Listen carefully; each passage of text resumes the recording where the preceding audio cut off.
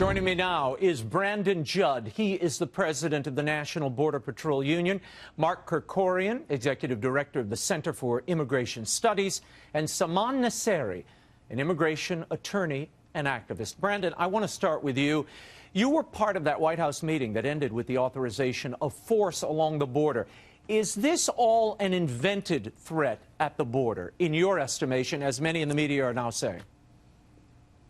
No, absolutely not. All you have to do is look at the number of people that are gathering in Tijuana that are waiting to come across the border, and these threats that they're going to storm our ports of entry are it's an obvious sign that they do not care about our laws, that they're going to do what they need to do for their own benefit instead of doing it in a legal manner. Again, if you look, when I was in that meeting, what I saw is an unwavering determination to secure the borders for the American public, for the safety of the American public. And we appreciate that, and we appreciate that determination that the president has. Saman, your reaction. I mean, look, this is the head of the border union. He knows what's going on there, given what his members are feeding back to him. Your reaction. And I think the conversation shouldn't be so much about the Caravan, but I think the Caravan sheds light more on the fact that our immigration system is truly broken. The fact that this is what's considered a real threat is 5,000 people coming to the border seeking asylum. Why is that? Why are they the issue? Why isn't the system the issue? Because these people haven't stampeded. They haven't rushed the border. They're not carrying weapons with them. No one has seen them try to hurt anybody. So why are we making the people escaping their problems the issue? Why aren't we trying to criticize the actual immigration system and fix that problem? Well, let's hold it there a minute, Saman. I mean, there are abuses of the asylum system going on. Asylum is when you're under persecution, not just because I'd like a better job in a nicer neighborhood, right? Mark Kerkorian, your reaction. Well, that's exactly right. I mean, I'd say that the broader system is the problem, and the system is we have asylum rules that incentivize people to make these bogus asylum claims, to essentially use asylum as a strategy for illegal immigration, because none of these people has any realistic expectation of actually getting political asylum at the end of the day. They're doing this to apply for asylum as a way of getting past the border, and then they're home free. This has been going on since the Obama administration really kind of incentivized it, and, you know, we're still dealing with the fallout from it. That's why we have this caravan, and that's why there are other caravans behind them that are trying to do the same thing. I want to roll this tape. This is Kirstjen Nielsen, the Homeland Security Chief, along the border. Listen. The reality is that there are currently over 6,200 individuals camped out south of the U.S. border in Tijuana today as I stand here. In Mexicali, there are more than 3,000 Caravan members. These two groups, combined with other caravans making their way through the Northern Triangle in Mexico, will result in approximately 8,000 to 10,000 migrants amassing along our southern border. The crisis is real, and it is just on the other side of this wall. Your reaction. I want to go to Brandon Judd.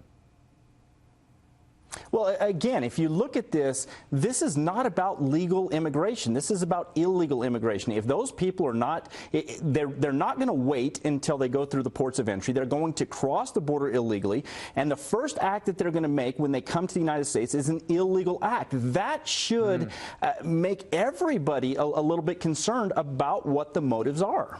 What about the criminal element here that's being reported? They claim they have 500 criminals as part of these caravans. Saman, does that mean nothing to you? We should just open up, let these people in, let them come in under the asylum laws? No, and I think that's the wrong characterization of the argument. And I don't think these people aren't coming to the port of entry and crossing illegally. Saman. It's not a characterization at all. It is. It's a characterization because there's no proof. There's no evidence of that right now. This is what they're saying. There's no evidence of that. And Department of Homeland Security has issued a memo. No, the Department of Homeland Security has already issued a memo saying, hey, we need to work with Mexico to try to vet these people in Mexico, keep them in Mexico, go through the asylum process there, and then take it on a case-by-case basis and see who qualifies, see who doesn't, and pass them through the port of entry. There's absolutely no evidence or no proof that these guys are going to show up to the port of entry, bum rush the border, and run through and become quote-unquote illegal immigrants. They're coming to the border seeking asylum.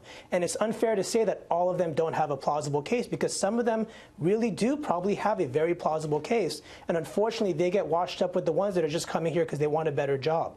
But the truth is, there are a handful of them, a good few dozen, I would say even a few hundred of them, that have a good case, that are living in bad conditions, that have seen people get murdered, that have had family members get murdered. I see them. I turn away dozens of people from my office who I say, I can't help, you don't have a good case. But every once in a while, someone in this situation comes in and has a good case. There's no doubt the asylum laws need to be revisited, but perhaps we've not been looking at them in the right way. And I think, you know, we can't just have my father waited a year in line before he even had his papers recognized. Then he came into the country with a sponsor. Then he served in the military before becoming a citizen. There has to be an orderly process. Thank you, gentlemen, all for your contributions. Here now to explore whether the president has the constitutional authority to use U.S. troops to protect the border and on American soil, the border agents. We're joined by Donald Bramer.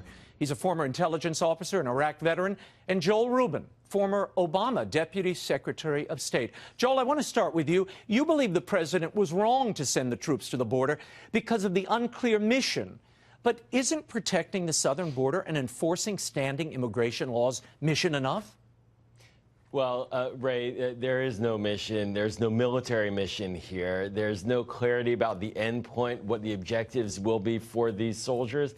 And really, even if there's a technical ability of the president to send the troops there, it's a bad judgment. And this president has a habit of using our troops as political props, and that was the intent for this prior to the midterm elections, to turn out the vote. And really, these troops are doing nothing there. They're sitting, they're waiting, they're doing support. We have civilian enforcement that can do the job. We don't need to have our troops at the border.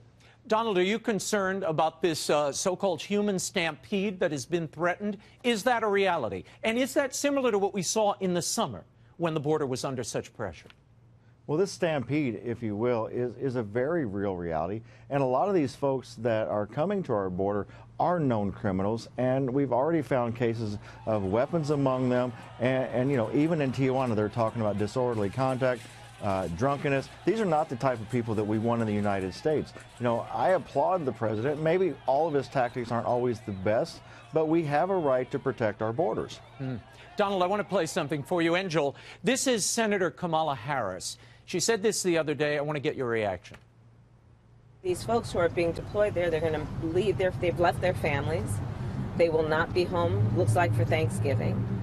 And all because there needed to be some demonstration for the TV cameras based on a political agenda instead of what is a national security threat. Donald, does the president have the authority to deploy troops in this way? There is that act, that Pace Comitatus Act, that forbids using the military to enforce domestic law. Does that apply here? Well, these soldiers and forces, they're not law enforcement officials, but he does have the right to deploy them because it is his right as commander-in-chief to support this country, whether it's in humanitarian aid or supporting our borders. And this is something that's, you know, been precedent before. You know, President Nixon did it, President Reagan did it, President Bush did it, and President Obama did it. It's been done before. It's his right, and he has to protect this country. Joel, your reaction?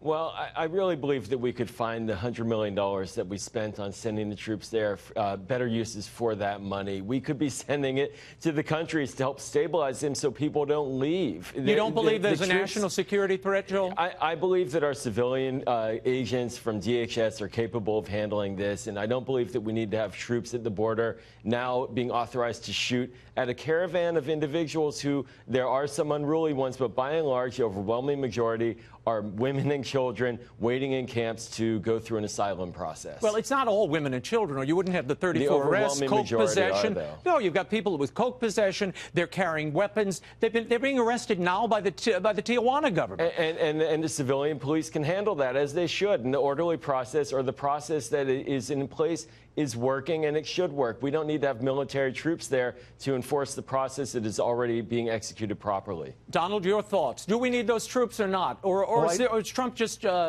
playing fast and loose here?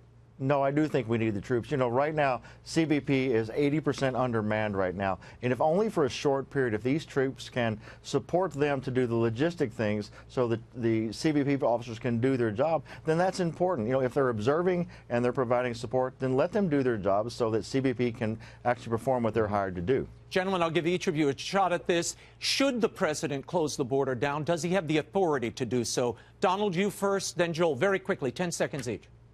Whether or not he should or should not, that remains a question as we look forward to the Caravan as it moves forward.